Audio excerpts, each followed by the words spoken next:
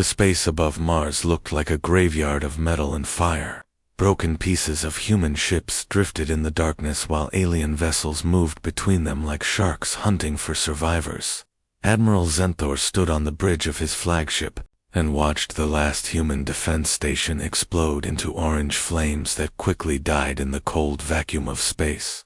His 3 eyes moved across the battle, reports flowing on his screens. The numbers told a story of complete victory. 300 human ships destroyed, 50,000 human soldiers dead. Every major colony in the outer system either captured or turned to dust. The stubborn species called humanity had finally learned what happened when they tried to fight the Zephyrian collective. Zenthor had been fighting wars across the galaxy for 40 years. He had seen dozens of species make the same mistake that humans made. They always thought they were special. They always thought their primitive weapons and desperate courage could somehow defeat the most powerful military force in known space. They were always wrong. The communication officer turned toward him with excitement in her voice. She was young, and this was her first major victory against a stubborn species. "Admiral, the final human stronghold has gone silent. Our scanning shows no remaining organized resistance in the system." Zenthor nodded slowly. The humans had lasted longer than most species. 18 months of fighting across 12 star systems. They had shown more creativity than expected, and their soldiers fought with unusual determination. But determination meant nothing against superior technology and overwhelming numbers. "Signal the fleet," he commanded. "Prepare a victory broadcast to the Galactic Council. Tell them the human threat has been eliminated." Far from the main battle zone, a small human cargo ship called New Frontier hid behind a large asteroid. Captain Jake Morrison pressed himself against the window and watched the alien fleet arrange itself in victory formation above the burning remains of Mars Station. His hands shook as he counted the enemy ships, more than he had ever seen in one place. Morrison was 35 years old and had been running cargo between the outer colonies for 10 years. He knew every asteroid field and hidden route in the system. That knowledge had kept him and his crew of 12 people alive when the final alien attack began 3 days ago. Now they were probably among the last free humans in space. Sir whispered. Lisa Chang, his communications officer. She was barely 22 and had joined his crew only 6 months ago to help pay for engineering school. They're broadcasting on all frequencies. They're telling everyone they won. Morrison felt sick in his stomach. The aliens had no idea what they had really accomplished. They thought they had defeated humanity by destroying colonial militias and defense stations. They had no clue about what was really waiting for them back at Earth. On the alien flagship, Zenthor began composing his official report to the Galactic Council. The humans had been classified as a moderate threat when first discovered 2 years ago. Their technology was primitive, but they showed dangerous signs of rapid advancement. The Council had decided to eliminate them before they could become a real problem. The Admiral remembered his orders clearly. Find every human settlement and destroy it. Leave no survivors who might rebuild their civilization somewhere else in the galaxy. Make humanity extinct so they could never threaten galactic peace again. His science officer approached with the final casualty reports. Admiral, we estimate 97% of human military assets have been destroyed. The remaining 3% are scattered survivors with no ability to mount organized resistance. Zenthor felt satisfied. Another successful extinction. The humans would join the long list of species that had challenged Zephyrian dominance and lost everything. In 50 years, no one would even remember their name. The victory message went out across space on channels that reached every civilized world in the galaxy. The transmission was clear and proud. This is Admiral Zenthor of the Zephyrian Collective. After 18 months of military operations, the human species has been successfully eliminated as a threat to galactic stability. All human military forces have been destroyed. All major population centers have been neutralized. Victory is declared complete. Morrison listened to the broadcast and felt his anger grow. The aliens sounded so sure of themselves. They had fought, scattered colonial forces, and a few defense fleets. They had never faced the real human military.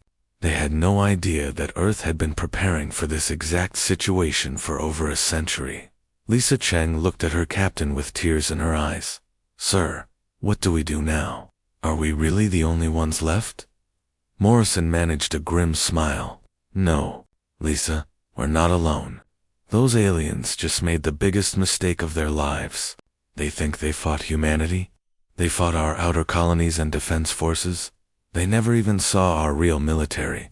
"What do you mean?" asked his engineer, Pete Williams, who had been listening from the doorway.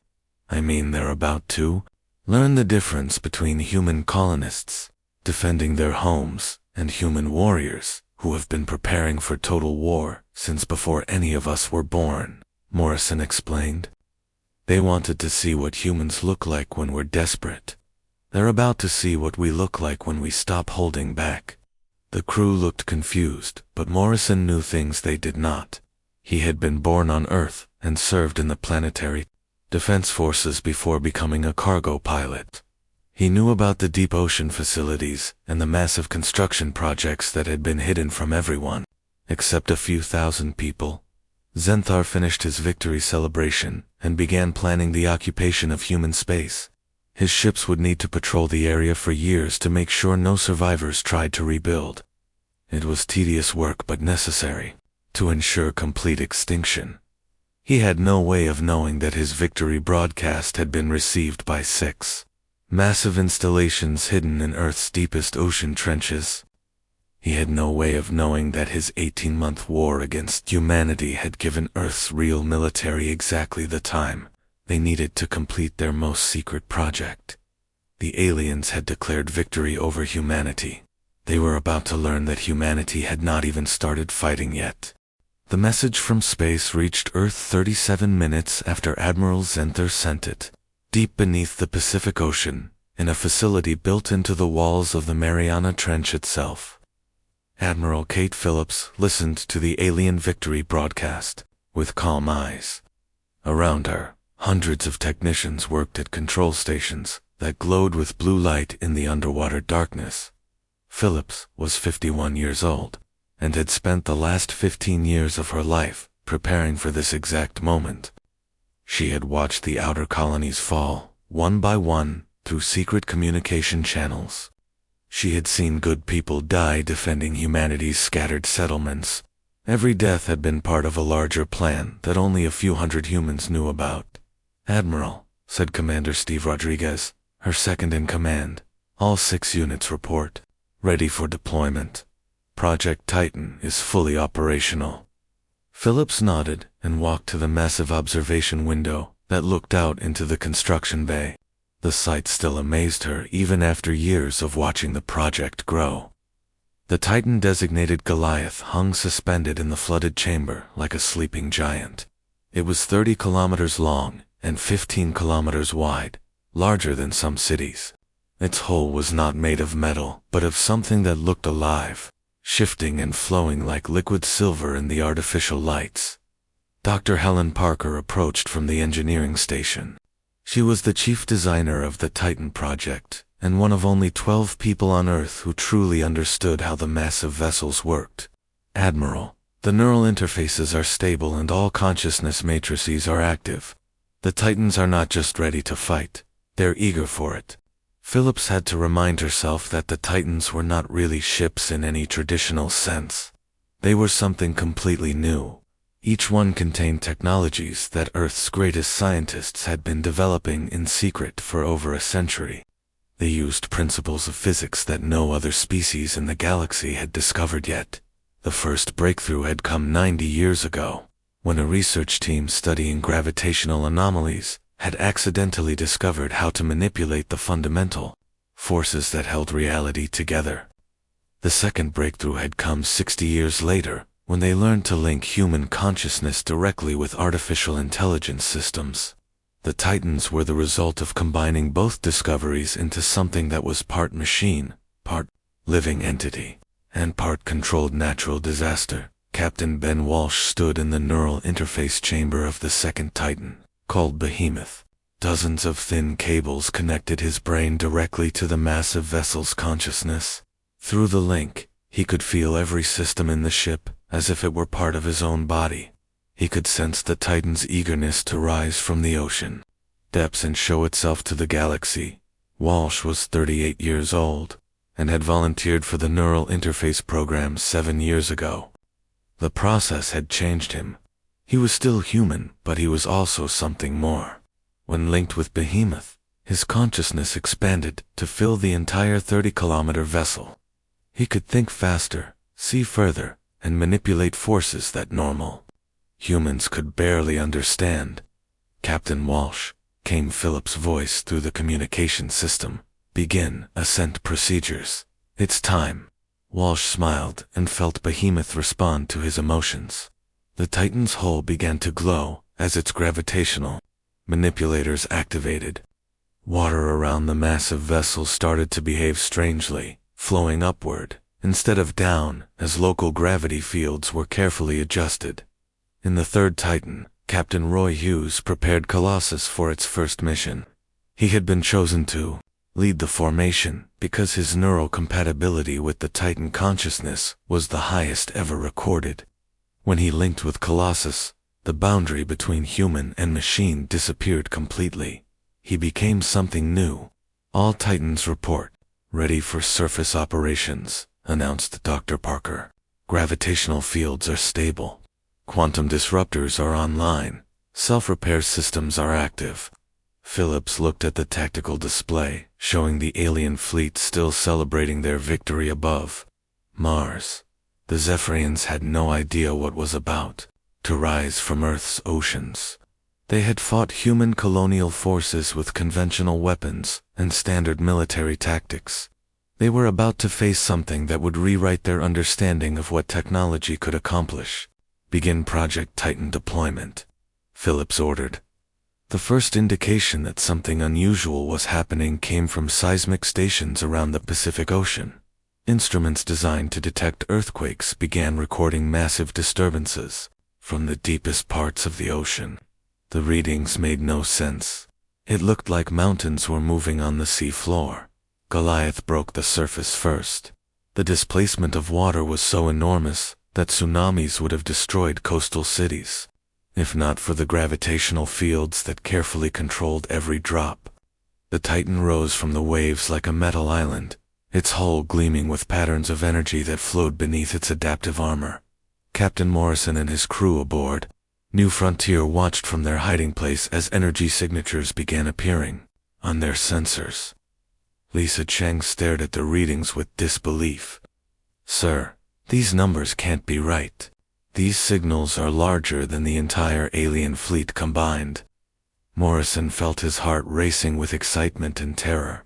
He had known this moment would come, but seeing it happen was overwhelming.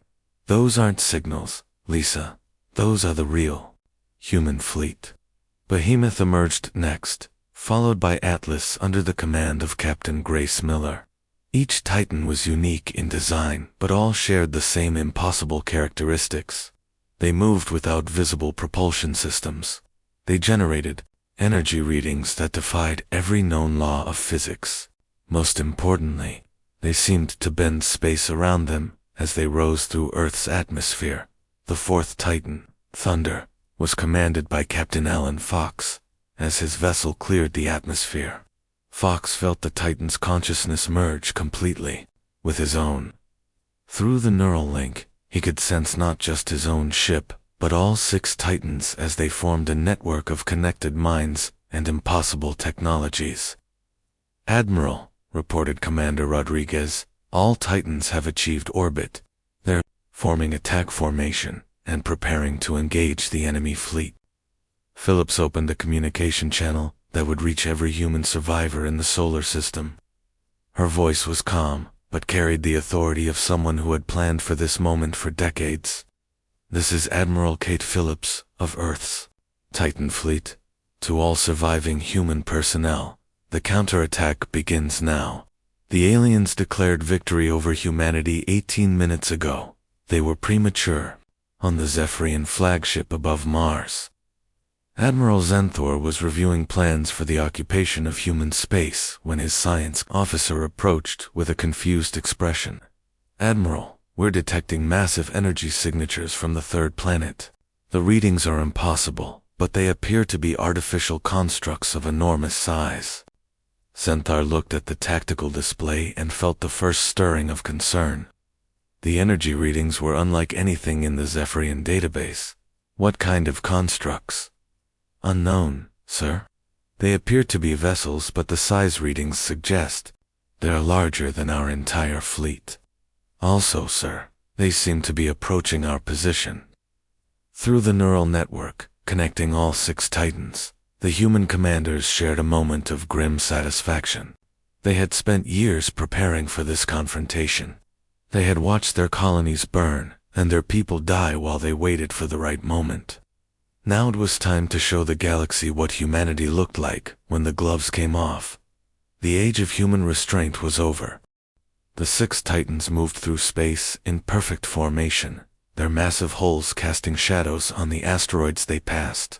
Each vessel was a miracle of human engineering that broke every rule the galaxy thought it knew about technology. They did not use rocket engines or fusion drives like normal ships. Instead, they moved by adjusting gravity itself, pulling space toward them and pushing it away as needed. Admiral Zenthor stood frozen on his bridge as the sensor readings updated every few seconds. The human vessels were not following any known physics. Their energy output was beyond measurement. Most disturbing of all, they seemed to exist partially outside normal space-time, appearing solid on some sensors while registering as empty space on others. "Sir," reported his tactical officer with a shaking voice, "the lead vessel is 32 kilometers in length. Its mass readings are inconsistent. Sometimes it reads as heavy as a small moon. Sometimes it barely registers at all." Zenthor had fought wars across 50 star systems in his 40-year career. He had defeated species with advanced technology and unusual tactics, but he had never encountered anything like what approached his fleet now. The human vessels were not just large, they were impossible.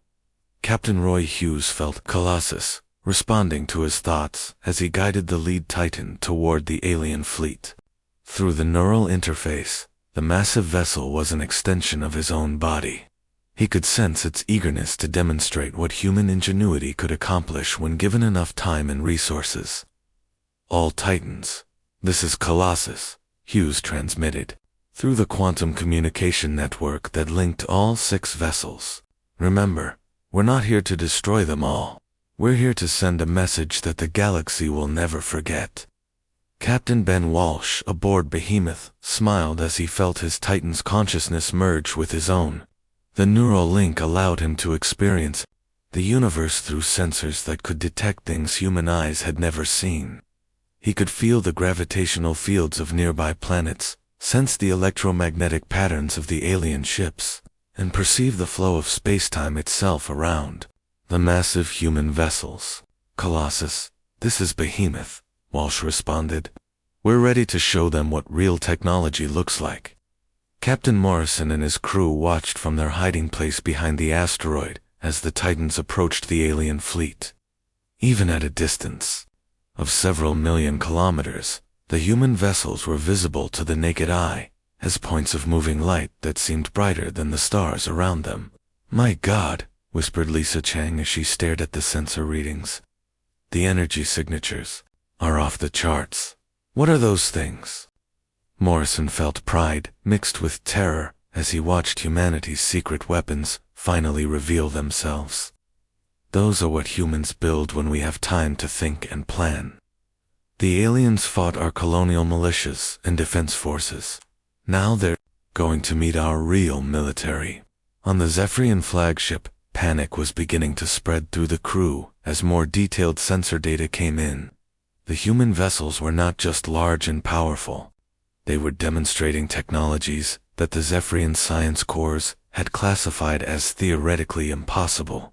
"Admiral," reported the chief science officer, his voice filled with disbelief. The human vessels appear to be manipulating fundamental forces. They're generating gravitational fields, adjusting local space-time, and producing energy patterns we don't have theories to explain. Xanthar felt a cold fear growing in his stomach. In 40 years of warfare, he had learned to trust his instincts about danger.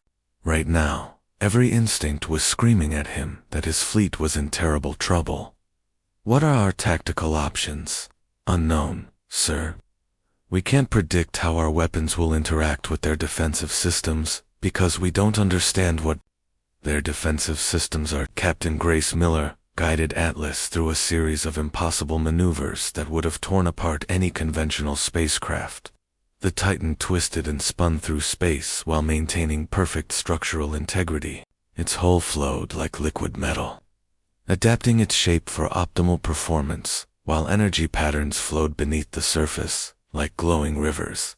Admiral Phillips, this is Atlas, Miller reported through the communication network. All systems are operating at full capacity. The Titans are ready to demonstrate human technological superiority. Phillips sat in her command center deep beneath the Pacific Ocean and watched the tactical display with satisfaction. Everything was proceeding exactly as planned. The aliens had declared victory over humanity without ever seeing what humans were really capable of. Now they would learn the difference between fighting scattered colonial forces and confronting Earth's true military power. All Titan commanders, this is Phillips, she transmitted. You are authorized to begin the demonstration. Show them what they're really dealing with. Captain Alan Fox felt thunder responding to his neural commands as the fourth Titan moved into position. The vessel's consciousness was linked directly to his own mind, creating a fusion of human creativity and impossible technology. Through the interface, he could control forces that no other species in the galaxy had learned to manipulate. This is Thunder, Fox announced to his fellow commanders. Beginning gravitational field manipulation. Let's see how they react to some basic physics adjustments. The space around the alien fleet began to behave strangely. Stars that had been visible in certain directions suddenly shifted position. Light from distant galaxies bent and twisted as Thunder adjusted the gravitational fields in the area. Several smaller alien ships found themselves unable to maintain course as the fundamental forces holding them in orbit were gently modified. Xanthar watched in horror as his fleet began to experience impossible phenomena. Ships that had been moving in formation suddenly found themselves scattered across space as gravity stopped working the way it was supposed to. Communication signals that should have traveled in straight lines began following curved paths through space. What are they doing to us? He demanded. His science officers stared at the readings with amazement and terror. They're adjusting gravitational constants in localized areas. They're changing how physics works around our ships. Captain Pete Rodriguez commanded the fifth Titan, Tempest. His vessel specialized in matter manipulation at the atomic level. Through the neural interface, he could perceive the basic building blocks that everything in the universe was made of. With careful thought, he could rearrange those building blocks into new forms. All ships, this is Tempest, he announced. Let me show them what happens when humans get creative with matter itself. Rodriguez focused his attention on a cluster of alien cruisers and began to work. The Titan's consciousness merged with his own as he reached out with technologies that could touch individual atoms across vast distances. He did not destroy the alien ships.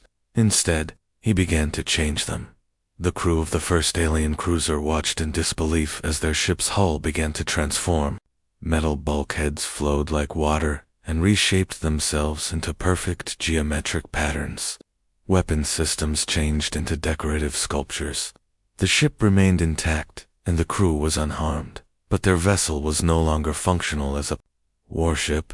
Impossible, breathed Xanthar, as he watched 3 of his cruisers become abstract art pieces floating in space. They're changing matter at the molecular level across impossible distances. The sixth Titan, Leviathan, was commanded by Captain Sarah Kim. Her vessel carried the most advanced temporal manipulation systems that human science had developed. Through her neural link, she could perceive time itself as something that could be adjusted and controlled like any other force of nature. "This is Leviathan," Kim announced to the fleet network. "Time to show them what happens when humans learn to edit reality itself." Kim focused on a squadron of alien destroyers and began her demonstration.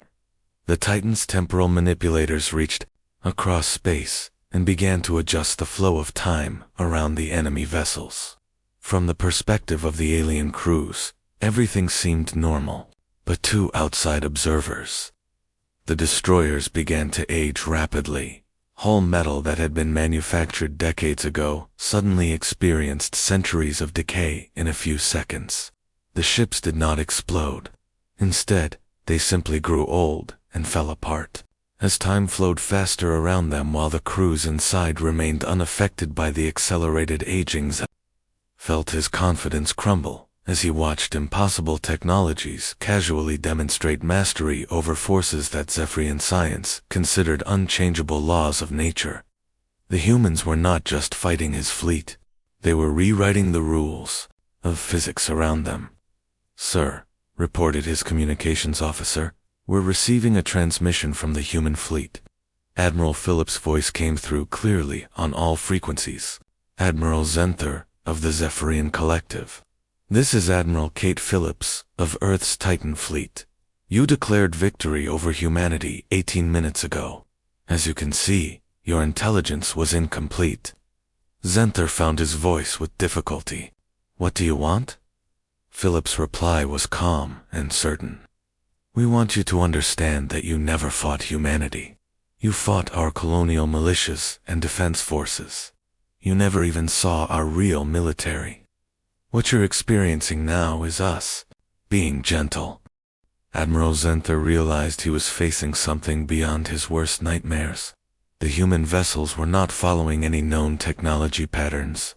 They seemed to exist in multiple dimensions at once, appearing solid when convenient and phasing through matter when needed. His 300-ship fleet, which had conquered dozens of species, was being casually dismantled by 6 impossible constructs. "All ships, attack formation," Zenther commanded, though his voice carried less certainty than it had 18 minutes ago when he declared victory over humanity. "Full offensive assault. Target the largest vessel." The Zephyrian fleet opened fire with everything they possessed.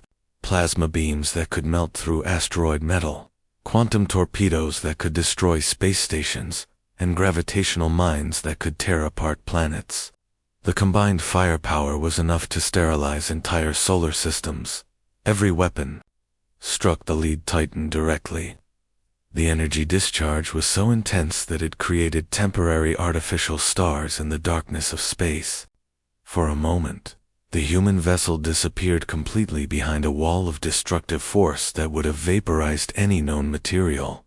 Then the light faded, and Colossus remained exactly where it had been, completely unharmed.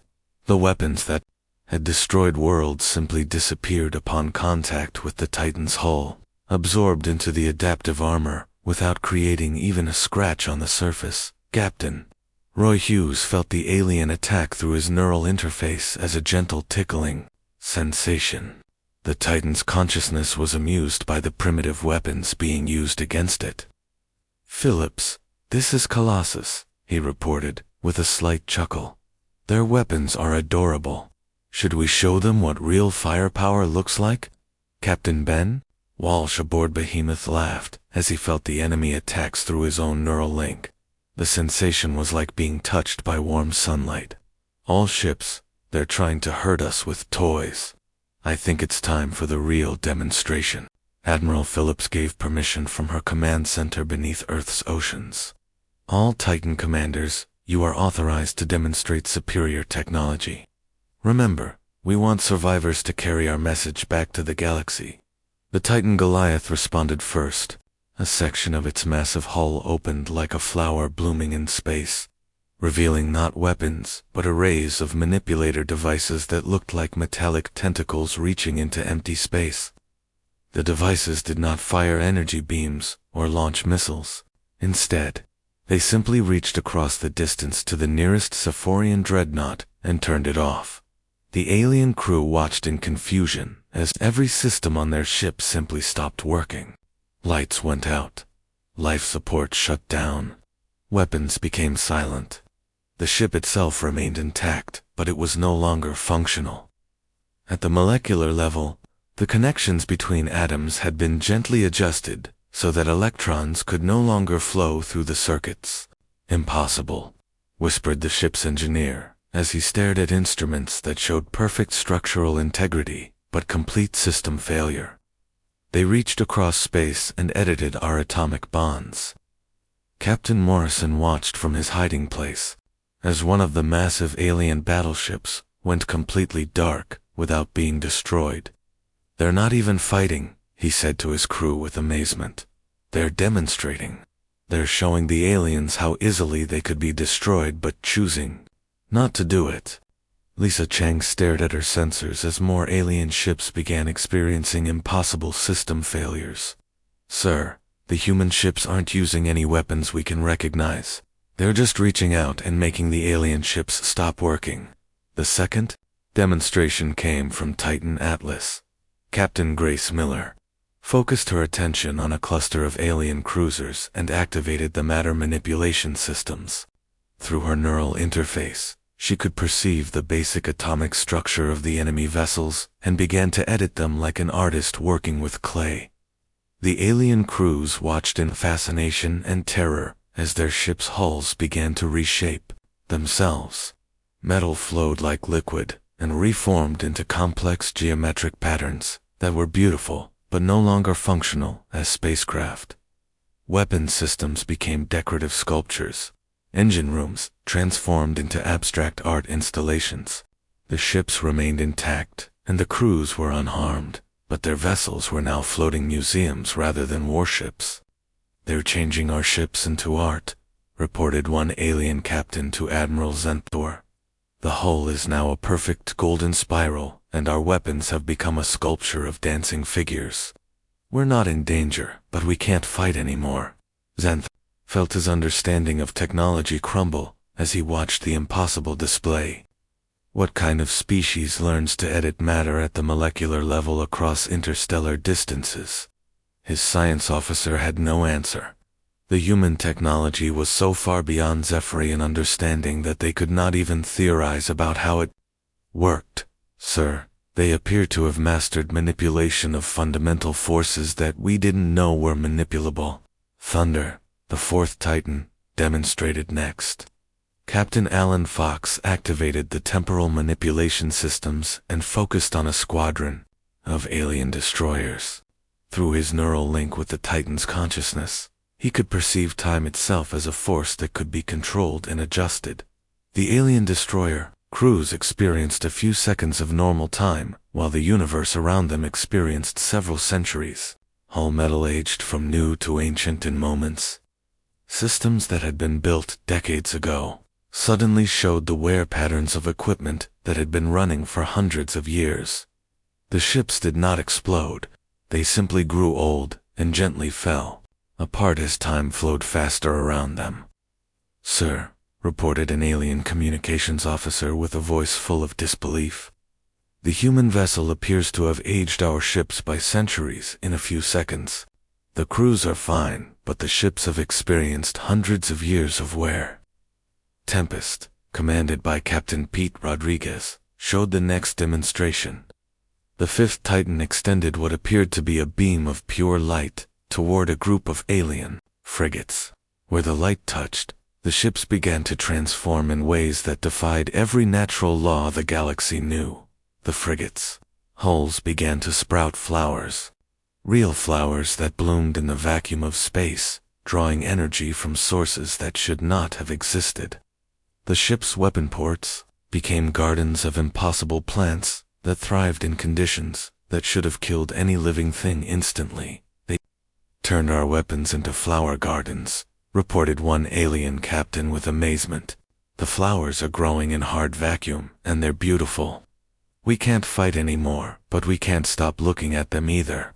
The final demonstration came from Leviathan under Captain Sarah Kim's command. The sixth Titan activated its reality, editing systems and focused on the remaining functional alien vessels. Through her neural interface, Kim could perceive the underlying structure of space-time itself and make careful adjustments to how things worked in localized areas. The alien ships suddenly found themselves experiencing modified physics.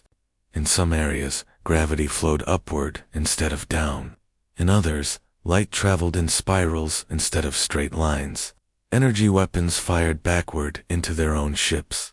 Communication systems began playing music instead of carrying messages.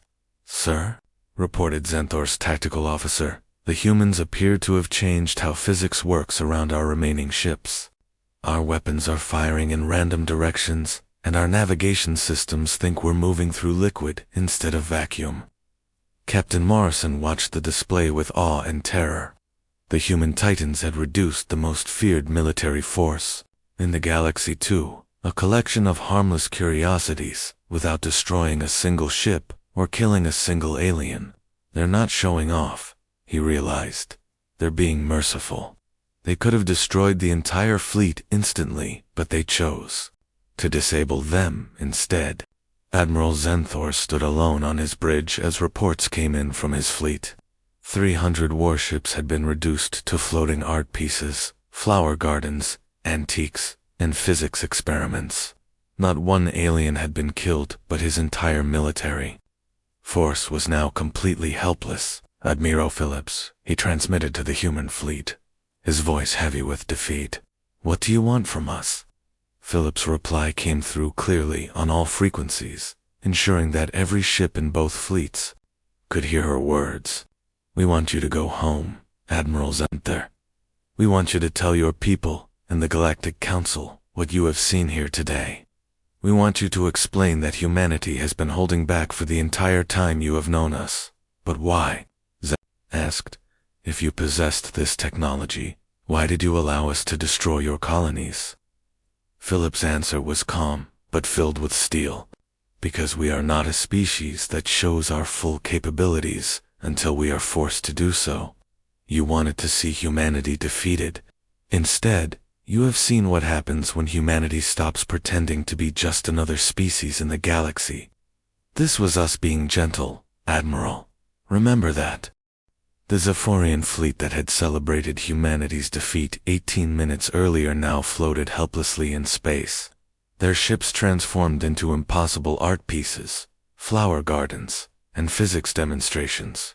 Of the 300 vessels that had declared victory over the human species, only Admiral Zenthor's flagship remained fully operational, preserved intentionally as a witness to what had transpired. Admiral Kate.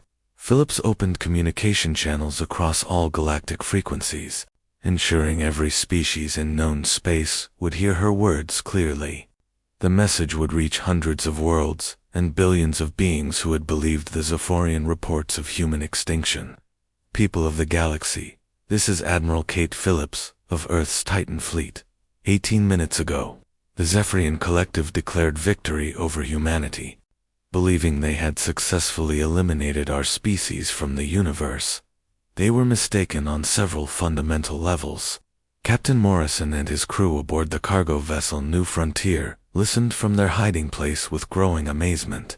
Around them, the 6 massive titans had positioned themselves in a formation that created visible gravitational effects, bending starlight and making space itself shimmer like water. First, the Zephyrian forces fought our colonial militia and outer defense installations. These were brave humans who bought time with their lives while we completed our real preparations.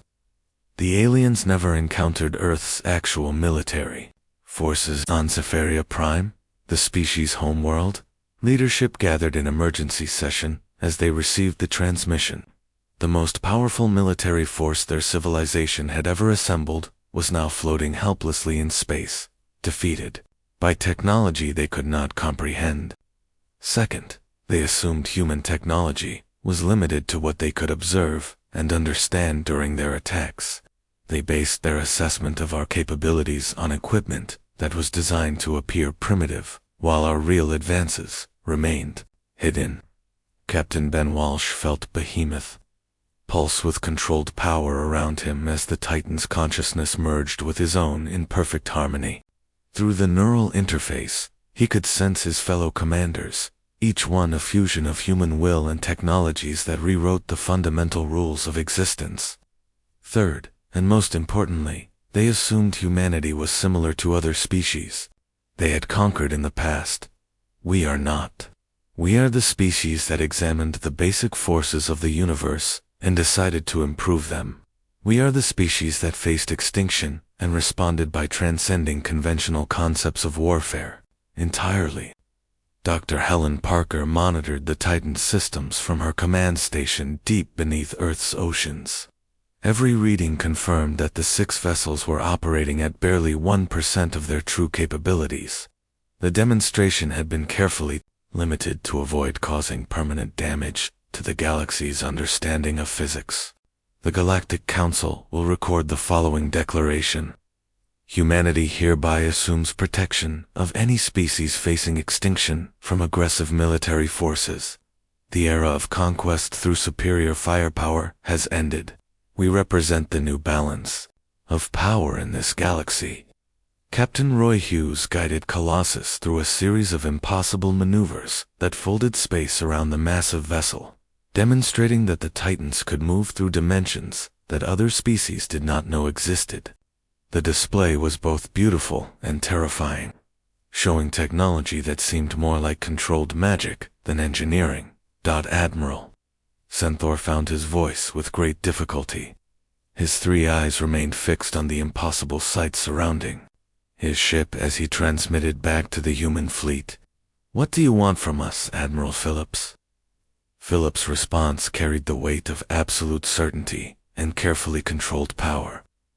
"We want you to return to your home world, Admiral. Tell your people what you have witnessed here today.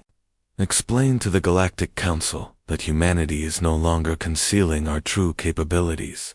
Most importantly, remember that everything you have seen represents us showing restraint." Captain Grace Miller aboard Atlas opened what appeared to be a simple tear in the fabric of space itself. Through the portal, the Zephyrian flagship could see their home star system, billions of kilometers away. The technology that created shortcuts through space-time was so advanced that it made faster-than-light travel look primitive by comparison. "You have 30 seconds to take your ship through that portal and leave our space," Phillips announced with calm authority. "Consider this our only warning to any species contemplating military action against Earth or any worlds under our protection." Xanthar looked at the portal that offered escape, and then at the 6 impossible vessels surrounding his flagship. His military career had taught him to recognize when a battle was truly over. "Admiral Phillips, will humanity use this technology to conquer other species as we have done?" The question hung in space for several moments before Phillips answered. "No, Admiral. We will use it to ensure that no species suffers extinction at the hands of aggressive neighbors. We are not interested in ruling the galaxy. We are interested in making sure the galaxy remains a place where different forms of life can exist peacefully." Captain Pete Rodriguez felt Tempest responding to his thoughts as the Titan prepared to demonstrate one final capability. Through the neural interface, he guided the massive vessel in creating a small star from gathered cosmic dust and hydrogen. The newborn sun blazed to life in seconds, providing warmth and light that would last for billions of years. "As a gesture of goodwill," Phillips continued, "we have created a new star in your home system. Your scientists will find that it burns with perfect stability and will provide energy for your civilization for eons to come. Consider it a gift to commemorate this day when 2 species chose peace over destruction." Captain Alan Fox aboard Thunder monitored the time streams around the alien flagship, ensuring that Xanthar and his crew experienced events in proper sequence.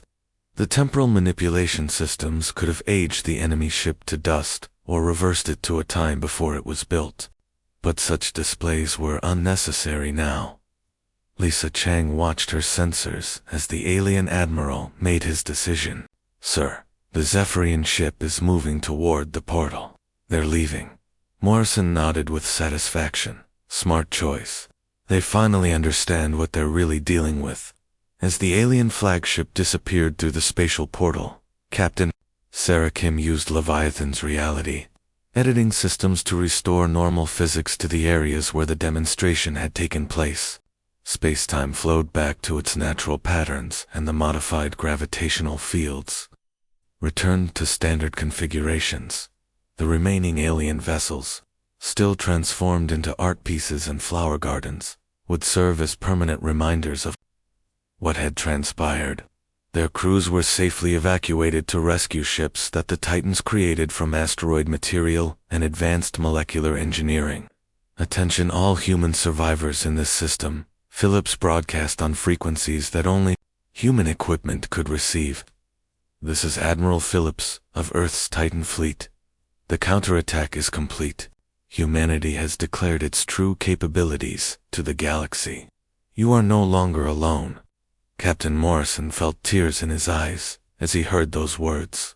For 18 months, the scattered human survivors had believed they were the last remnants of their species. Now they knew that Earth had been preparing for this moment all along. Sir, Lisa Chang reported with excitement, we're receiving messages from human survivors all over the system. There are thousands of us still alive, hiding in asteroid bases and damaged ships. The 6 Titans began their return journey to Earth, moving through space with technologies that made the impossible look routine. Behind them, they left a fundamentally changed galaxy where the rules of power had been rewritten in a single day. Dr. Parker monitored the Titans' return from her deep ocean facility, reviewing the data from humanity's first public demonstration of advanced technology. Admiral, all systems performed flawlessly. The galaxy now knows what Earth is capable of when we stop holding back. Phillips watched the tactical displays as reports came in from across known space. The galactic communication networks were buzzing with discussions about what had happened above Mars.